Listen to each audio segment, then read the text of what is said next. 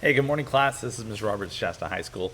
And today we are continuing Chapter 8 in Section 812. The title is, What is the Connection? And as we continue our discussion about exponential functions, we're going to do something similar to what we did with linear functions. And we're going to take some time to think about the multiple representations for exponential functions. We really want to be able to move between different representations. And the reason is a lot of times when you're looking at a given problem or domain, sometimes you're looking at data, you're looking at a table, and it's hard to kind of understand what's going on until maybe you shift to another way of looking at the same information. So we talk about this because it's very useful to be able to move between and among different representations to see kind of a little bit better about what's going on. So as we move on today, I want us to remember that exponential equations are not something that's entirely new for us. We dealt with them in Chapter 5, if you remember when we had the example of the ball bouncing. So we've been seeing these things for a while, and we're just going to continue to build our understanding of it throughout Chapter 8. So let's look at a couple examples of different problems that fit this domain. So I'm going to come over here. I think you can see that just fine. This is question 21, and I really encourage you to take some notes regarding this. We're going to do question 21 and 22 together, so make sure that you have something down to help you kind of anchor in on what's going on. So let's look at some connections between multiple representations of exponential functions. So the first thing we're going to look at is this problem. Arnold dropped a ball during the bouncing ball activity from Chapter 5. Part of his table is shown at right. What is the rebound ratio of his ball? From what height did he drop the ball? So let's think about this. Well, when we did this, we know that the rebound ratio is the difference between it's the ratio between consecutive terms. So if I look at this, I'm going from 85 to 84.5 rather to 67.6. And in order to find out what that ratio is, basically I take the new value. It's just like the scale factor, right? Snow is new divided by new divided by original. So I take the new value, 67.6, and I divide it by the original one, which is 84.5. And that ratio, let me grab my calculator here. Whoops. There it is. 67.6 divided by 84.5. Whoops, I forgot the decimal. 0.5. We get 0.8. Now, I should get roughly the same ratio if I look at the next 2 points. So let me look at the 54.1 and divide that by 67.6. And I should get something very close to 0.8 also. So let's go 54.1. 54.1 divided by 67.6. And I get, very close to 0.8. So the reason why it's not exact is because, hey, this is based on some data collection, right? So there's a lot of reasons why these numbers can vary, but I'm very confident in using 0.8 as the rebound ratio. So as I move down this list, right, each time I multiply times 0.8, right? In other words, I'm losing 20% of my height each time the ball bounces, and 80% of the height is maintained. So it's a good way to think about it. What's going away? It's a 20% decrease in each time, right? 80% remains. So we're asked to figure out what this table, like what the other two missing values would be, and also it says from what height did he drop the ball? What's the initial height? So remember, before any bounces, this was where the ball was originally dropped. So if we were to go in and figure that out, instead of, let's see, I'm going to take the 84.5. Instead, I'll just put that on the stack. Instead of multiplying by 0.8, I'm going to divide by 0.8. So when I divide by 0.8, I get 105.6. 105.6 And if I do that again, I just have to press enter on the calculator. I get 132.0.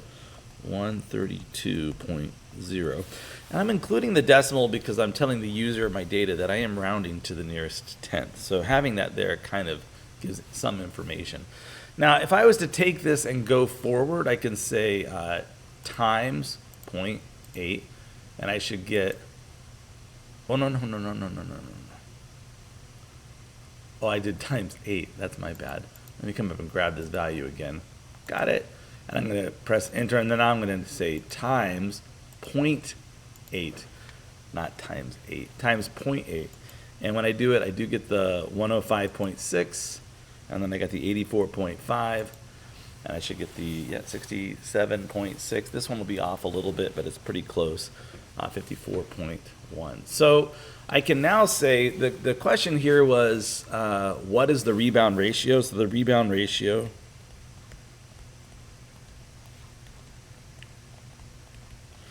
is 0.8, 0.8, and the initial drop height, I'll say the ball was dropped from 132 centimeters. That was the original height. All right, so there we go. That's part A. I think there's 4 parts here. Let's go to part B. A major technology company, Grow, don't you know Grow, is growing incredibly fast. The latest prospectus, which is a report that's prepared for investors, said that so far the number of employees, Y, could be modeled with the equation. That's interesting. That's typed incorrectly. So what it said in your book was Y is equal to 3 times 4 raised to the x power, where x represents the number of years since the company was founded. How many people founded the company? Okay, that's fair enough. So at the founding of the company, right, the company it just had its birthday. It had not been a year old yet. It was born, so it was 0. And if I plug 0 into that, 4 to the 0 power equals the number 1. So what I'm looking at here is 3 times 1. So at the founding, there were just three friends starting up the company. We're going to do some Grow. I don't know. So so I've moved from that equation to this partial table here. How many people? How can the growth of this company be described? Well, it looks like every single year, each year,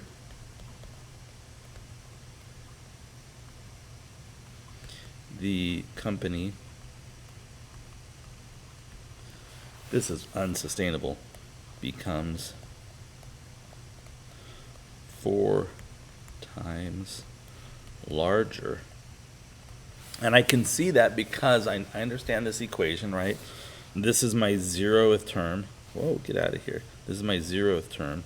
And this is what I'm multiplying by. So every single time x increases by 1, I'm multiplying by another 4.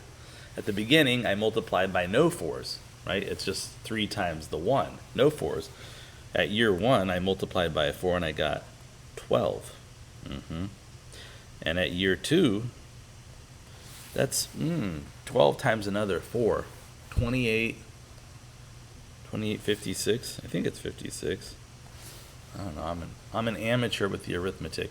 3 times 4 raised to the 2nd power. That's 16. 3 times 16.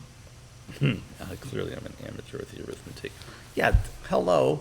12 and 12 is 24. 24 and 24 is 48. Amateur. And then what I like about the calculator is, of course, I could come back up, grab that, and I could just edit this exponent and make it a 3. 192. Anyways, very nice, very nice. Also, a nice trick on the calculator. I'm just playing here, just playing. I got the 3 and I hit times 4. So now, I like doing this where you put on the stack where you're starting, and then every single time I press enter, it's going to multiply by another 4. So it's going to be the 12, the 48, the 192, etc. Fabulous. How can okay, that's a B. C. Uh-oh. we don't hear about as much of this anymore as we used to. I think they have not given up, but I think the big thing now is like they want to figure out ways to steal identity information from you, right? So a computer virus is affecting the technology center in such a way that each day a certain proportion of virus-free computers is infected. The number of virus-free computers is recorded in the table at right. Okay.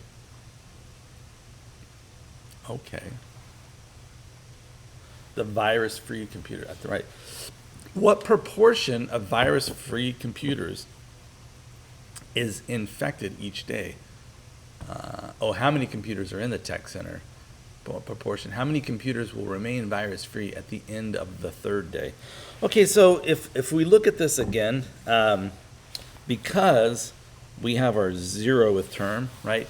This is what we have before anything's happened. This is day 0. Nothing's happened at the beginning of day 0, but at the end of it, right, when we get to the next day, then we've got the problem. So looking at our 0th term, right, we know that there has to be this many computers in the lab. So the lab has 27 computers. That's nice. We know how many it has. What proportion? Okay, so basically, what proportion of virus-free computers is infected each day? So these are unaffected. So I want to figure out this ratio here. So I'm going to take, for example, 18 divided by 27. I get the number. It's like I know that's 2/3. In fact, I can hit math and go enter, and it kicks it to a fraction. If I hit 12 divided by 18, and I'll do it again, math, frac. And I can see that, so it says what proportion of virus is infected. So it looks like each day 2/3 of the computers are infected. So 2/3 of the computers are infected each and every single day. All right. How many computers will remain virus-free at the end of the third day? Well, okay, I know how many I have at this day, right? And I can think about this like, in order to get to the next one, I take the one that I'm at and I multiply by that ratio. So I'm going to take the number 12 and I'll put that on the stack and I'm going to hit times, I'll go grab my beautiful 2/3, and it says 8. There'd be 8. It says how many computers? 8 will be virus-free at the end of day 3. At the end of day 3, 8 will be virus-free. And then it says justify your answer. So everything you hear me talking about, right, is we're justifying this.